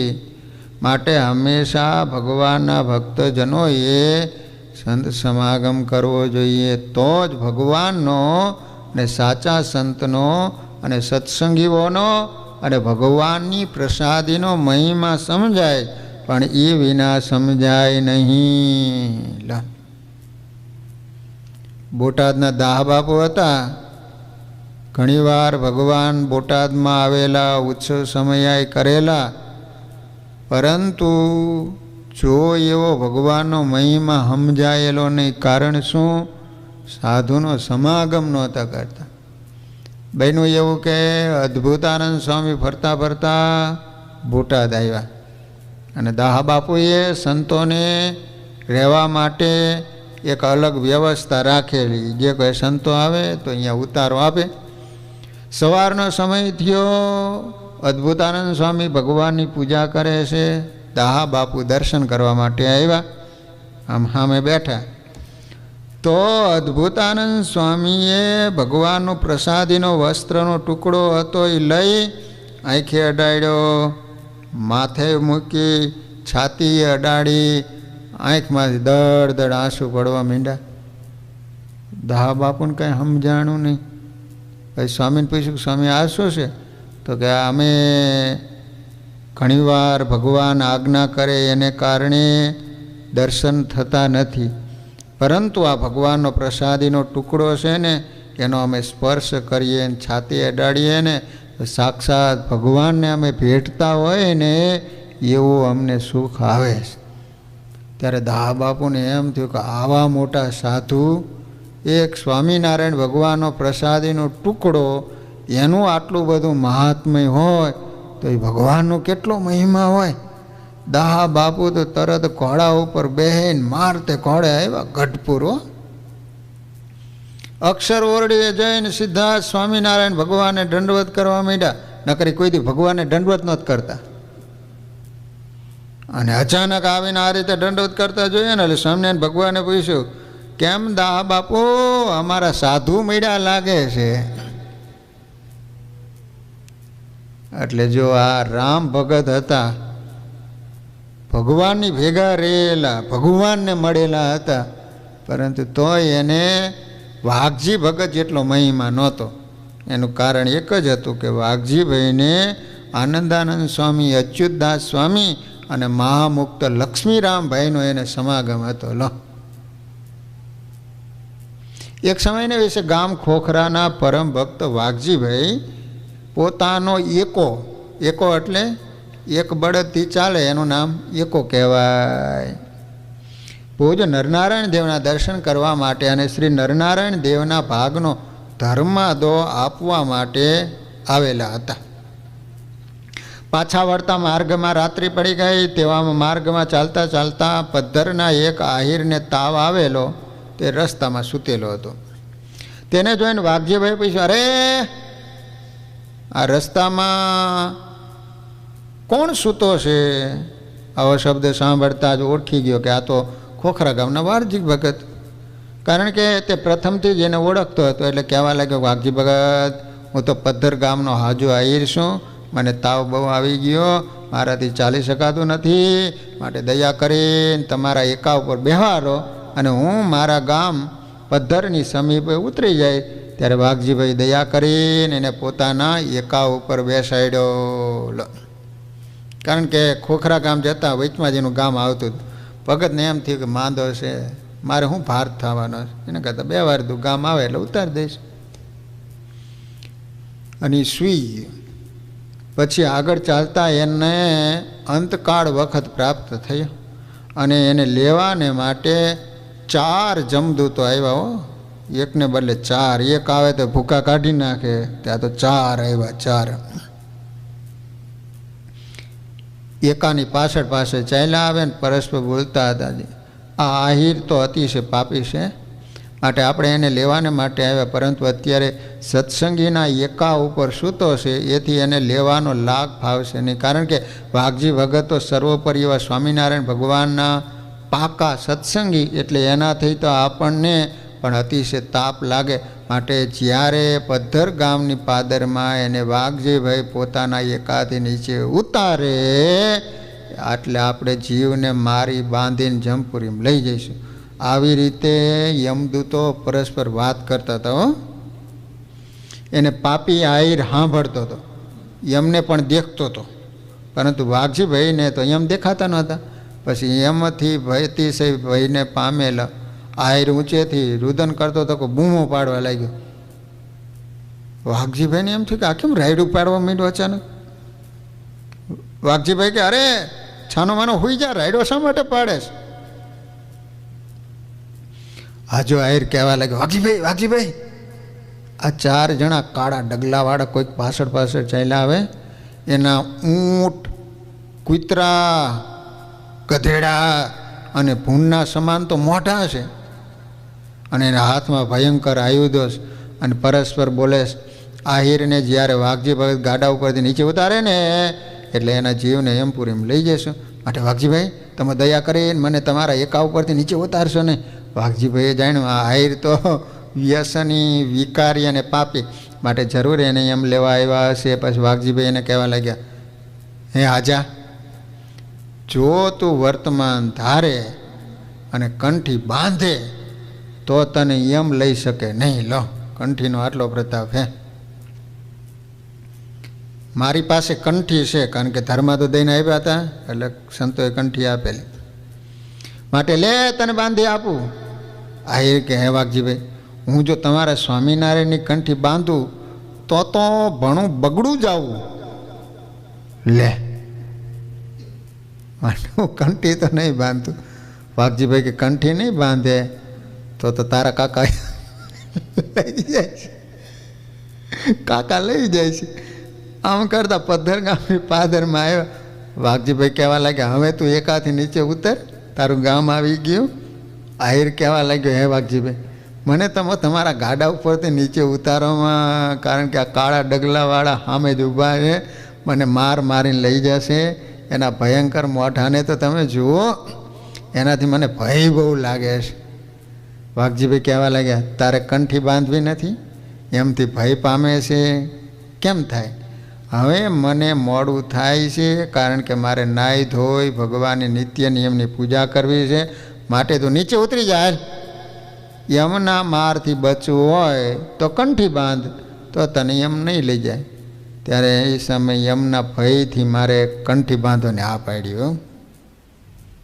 એટલે વાઘજીભાઈ પોતાના ખીચામાંથી કંઠી કાઢી બાંધવા લાગ્યા. ત્યાં તો એના સંબંધી લોકોએ કંઠી બાંધવા ના કહીને કહેવા લાગ્યા, આપણાથી સ્વામિનારાયણની કંઠી બંધાય નહીં હો, જો કંઠી બાંધીએ ને તો ભણવું બગડું જઈએ. એમ કહીને હાજાના હાથ પગ પકડી ઉતાર્યો એકાથી નીચે. વાઘજી ભગતે એકાને ચાલતો કર્યો, જરા છેટે ગયા તરત જ આહિર મરી ગયો. એના જીવને યમદૂતો લઈ ગયા. વાલા ભક્તજનો, જુઓ તો ખરા, સ્વામિનારાયણ ભગવાનના આશ્રિત જે સત્સંગી, એનો કેટલો બધો પ્રતાપ છે કે જેને આશરે રહેલો કોઈ પણ પાપી હોય તો પણ એને સમીપે યમ પણ જઈ શકતા નથી. માટે એવા ભયંકર યમદૂતથી અને અસહ્ય યમપુરીના દુઃખથી બચવું હોય ને તો સાચા બ્રહ્મવેતા સંત અથવા તો પાકા સત્સંગી દ્વારા એ પણ સ્વામિનારાયણ ભગવાનના આશ્રિત થાવો ને સાચા સત્સંગી બનો અને યમપુરીના દુઃખોથી અને 84ના ભટકણ થકી બચો અને સુખી થાવો. ખોખરા ગામમાં ગુજ્જર સુતાર મિસ્ત્રી વાઘજીભાઈ, એના પુત્ર હિરજીભાઈ હતા. હિરજીભાઈ પણ પોતાના પિતાની સમાન ભગવાનના પરમ ભગત હતા હો. ત્રણેય અવસ્થાને વિશે હંમેશા પોતાના મનની વૃત્તિને શ્રીજી મહારાજને વિશે અખંડ રાખતા આવા ભગતો. હીરજીભાઈ એક સમયે પોતાનો એકો લઈ અને ગામ અંજાર ગયેલા, ખોખરાથી અંજાર. ત્યાં ભગવાનના દર્શન કરી પોતાનું વ્યવહારિક કામકાજ પૂરું કરી સૂર્યાસ્ત થવા સમયે પોતાને ગામ ખોખરે જવા માટે ચાલતા થાય. તે સમયે પોતાની સાથે લગભગ 10,000 સોનાના દાગીના હતા. 10,000 એ સમયની વાત. હીરજીભાઈ માર્ગમાં ચાલતા ચાલતા અડધે રસ્તે આવ્યા. ત્યાં સામેથી 5-6 જણને આવતા જોયા. તેઓએ બોકાની બાંધી હતી.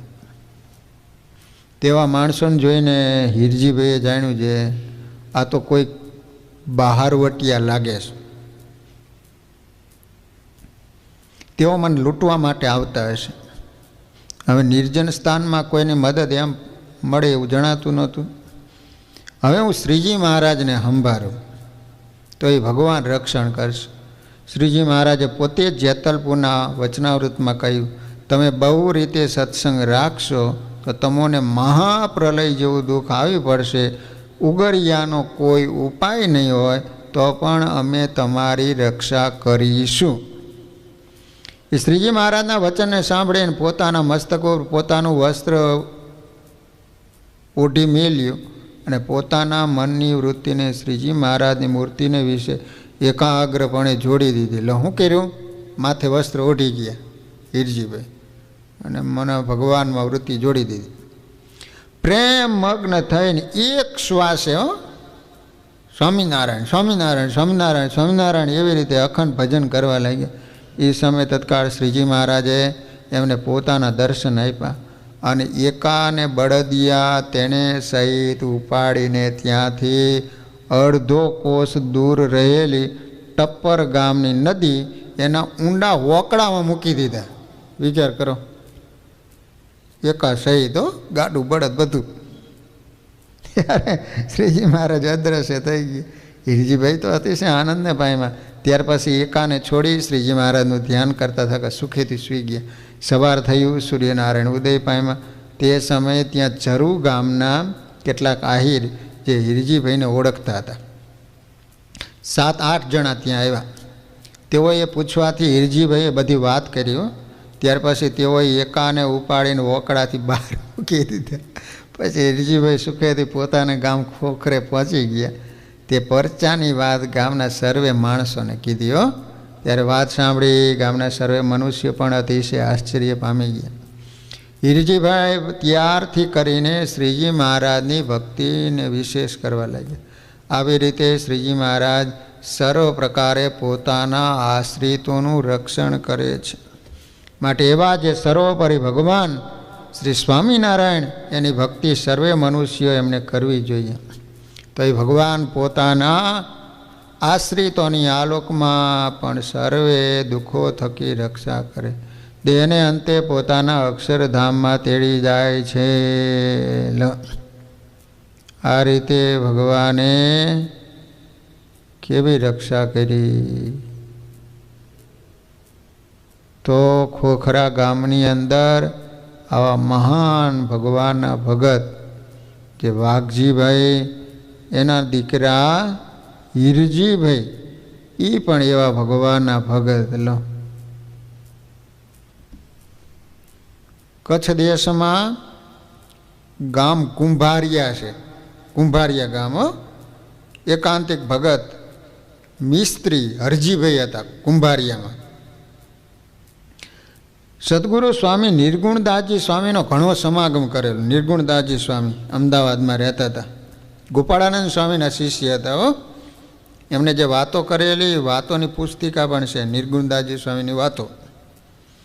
તો તેમજ માંડવીના વ્યાસ લક્ષ્મીરામભાઈનો પણ સમાગમ કરેલો. એવી જ રીતે ભુજ મંદિરના મહંત સદગુરુ અક્ષરદીવનદાસજી સ્વામી એનો પણ સમાગમ કરેલો. આવા હીરજીભાઈ મિસ્ત્રી હતા.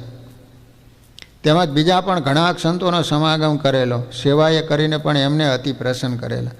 હરજીભાઈને એક સમયે સુથરામપુરના દિવાન લક્ષ્મીરામભાઈ 50 વર્ષ વીત્યા પછી પોતે વાનપ્રસ્થાશ્રમનો ધર્મ સ્વીકારેલો હતો અને નોકરીનું રાજીનામું આપીને મંદિરમાં રહીને અખંડ ભગવાનનું ભજન કરતા. કયા ગામના? સુથરામપુરના દિવાન લક્ષ્મીરામભાઈ હતા. તો એને શું કર્યું? 50 વર્ષ પૂરા થયા, બધું છોડી દીધું, અખંડ મંદિરમાં રહીને ભગવાનનું ભજન જ કરવાનું. લો, દરવાજા ઉપર બોર્ડનું પાટિયું લગાવેલું હતું, એમાં લખેલું દિવાન લક્ષ્મીરામભાઈ આજથી પોતાના દેહનો ત્યાગ કરીને ભગવાનના ધામમાં ગયા. આવું બોર્ડ મારી દીધું એટલે કોઈ નડવા જ ન આવે, કોઈ બેહવા ન આવે, કોઈ વાતું કરવા ન આવે. લો, બોર્ડ મારી કે લક્ષ્મીરામભાઈ ભગવાનના ધામમાં સીધા આવી ગયા છે. એવી રીતે હરજીભાઈ પણ પોતાના હૃદયમાં વિચાર કર્યો કે ભગવાનના ભક્તજનોએ 50 વર્ષ વીત્યા પછી વનમાં જઈને નિવાસ કરવો જોઈએ. જે પુરુષ એવા પ્રકારની ભગવાનની આજ્ઞાને નથી માનતો એને તો શઠ કહેલો છે. શઠ એટલે મૂરખ. માટે મારે પણ હવે ઘરનો બધો વ્યવહાર છોડી ભગવાનનું ભજન કરી લે એવો વિચાર કરી પોતાના ઘરની સમૃદ્ધિ આદિકમાંથી પ્રીતિ તોડી ઘરનો બધો વ્યવહાર પોતાના ભાઈ જે ગોવામલભાઈ એને સોંપી દીધો. પોતે રાત દિવસ મંદિરમાં રહી શ્રીજી મહારાજનું અખંડ ધ્યાન ભજન કરવા લાગ્યા. તે હરજીભાઈની સેવામાં એક નોકર રાખેલો હતો. તે હરજીભાઈ જ્યારે શ્રીજી મહારાજનું ધ્યાન કરતા હોય એ વખતે એના માથા ઉપર તેજને દેખે. બોલો, ધ્યાન કરવા બે ને તેજ નીકળે માથામાંથી. બોલો, પછી બીજા જનુની આગળ કહેતો, જ્યારે હરજી બાપો ધ્યાન કરવા બેસે ને ત્યારે એના માથા ઉપર સગડી બળે. એવા મુક્તરાજ હરજીભાઈને શ્રીજી મહારાજની મૂર્તિનો સાક્ષાત્કાર થઈ ગયેલો. હરજીભાઈનો જ્યારે અંત સમય થયો ને તે સમયે પોતાની સમીપે ચારે બાજુ વીંટાઈને ગામના તેમજ પરગામના સર્વે સંબંધીજનો બેઠા હતા. તે સર્વને હરજીભાઈએ કહ્યું કે હવે હું આ શરીરનો ત્યાગ કરીને અક્ષરધામમાં જઉં છું. તમારામાંથી કોઈને પણ જો મારી સાથે અક્ષરધામમાં આવવું હોય તો થાવો તૈયાર. હું તમોને અક્ષરધામમાં તેડી જાઉં. બોલો, શું જોઈ રહ્યા છો? આ ચોઘડિયો પરિવાર નહીં આવે, માટે તૈયાર થાવો. આ સમયે વગર સાધને પણ મોક્ષ થઈ જાય તેમ છે, માટે બોલો. એવી રીતે ઘણી વખત કહ્યું, પણ બાપા ધામમાં જવા માટે કોઈ તૈયાર થયું નહીં. ત્યારબાદ પોતાના પત્નીને કહ્યું, તારે મારે યારે ધામમાં આવવું હોય તો ચાલ અને તૈયાર થા. ત્યારે એને ધામમાં જવાની ના કહી દીધી. કોઈનું નથી રે, કોઈનું નથી રે. ત્યાર પછી ગોવામલભાઈની દીકરીએ કીધું હો કે બાપા હું તમારી સાથે અક્ષરધામમાં ચાલીશ. બોલો, ગોવામલભાઈ હતા ને એની છોકરીએ કીધું. તે સાંભળીને હરજીભાઈએ કહ્યું કે દીકરી, જો તારે મારી સાથે ચાલવું હોય તો પ્રથમ ગાયનું છાણ લઈને કર ચોકો, પછી ઘીનો દીવો કરી ચોકામાં બેસી શ્રીજી મહારાજની મૂર્તિનું ધ્યાન કરી હાલ. તે વચન સાંભળીને બાઈએ એવી રીતે કર્યું. પોતાનો દેહ છોડીને અક્ષરધામમાં ગઈ હો. પછી હરજીભાઈએ કહ્યું, પ્રથમ આ બાઈને સંસાને લઈ જાઓ, ત્યારબાદ મને લેવાના માટે આવજો. ત્યારે સર્વે સંબંધીજનોએ એવી રીતે કર્યું. ત્યાર પછી હરજીભાઈએ દેહ મેલ્યો, શ્રીજી મહારાજના અક્ષરધામમાં ગયા. આવી રીતે શ્રીજી મહારાજ એને પરચો આપીને પોતાના અક્ષરધામમાં તેડી ગયા. એવી રીતે આપણે પણ હંમેશા આ લોકના માયિક પદાર્થમાંથી પ્રીતિ ઓછી કરીને શ્રીજી મહારાજનું અખંડ ધ્યાન ભજન કરીશું તો આપણને પણ શ્રીજી મહારાજ પોતાના ધામમાં અવશ્ય તેડી જશે, એમાં સંશય નથી. લો, સંવંત 1961ની સાલ, અત્યારે કેટલી ચાલે છે? 2080ની ચાલે. તો 40 વર્ષની અને 80 વર્ષ, 8 ને 4 12, 120 વર્ષની વાત છે. તો ગામ સિનુગ્રા ગ્રામ છે. આહિર જ્ઞાતિના એક ભાઈ હતા. એની અવસ્થા 8 વર્ષની હતી. કેટલી? 8 વર્ષની. અને પૂર્વના સંસ્કારી હતા. તો એક સમયે શ્રીજી મહારાજે સમાધિ કરાવીને પોતાની સાથે યમપુરીમાં તેડી ગયા. બોલો. અને યમપુરીને વિશે અનંત પ્રકારના નરકના કુંડો દેખાડ્યા. કુંડોને વિશે અનંત જીવો નાના પ્રકારના નરકના અને યમના મારના દુઃખો ભોગવે સર્વે દેખાડીને કહ્યું, જે મનુષ્યો દેવોને પણ દુર્લભ ચિંતામણીના સમાન એવા મનુષ્ય દેહને પામીને ભગવાનની ભક્તિને કરતા નથી અને આ મનુષ્ય દેહ કરીને ધર્મ નિયમોનું પાલન કરતા નથી, એ જીવોને આવા અસહ્ય દુઃખો ભોગવવા પડે છે. એમાં પણ કેટલાક મતપંથવાળા અસત ગુરુઓ કેટલાક જીવોને ભરમાવીને અવળે માર્ગે ચડાવે, તેને તો યમપુરીમાં વધારે માર પડે. ત્યારે બાઈએ શ્રીજી મહારાજને કહ્યું, મહારાજ આવા ભયંકર યમપુરીના દુઃખો મને દેખાડો નહીં, કારણ કે આવા દુઃખોને જોઈને મારું હૃદય કંપી જાય. બોલો, 8 વર્ષની હતી છોકરી, એને કેવું લાગે આ બધું. ત્યાર પછી શ્રીજી મહારાજ બાઈને બદ્રિકાશ્રમમાં તેડી ગયા. ધામની સર્વે રચના દેખાડી.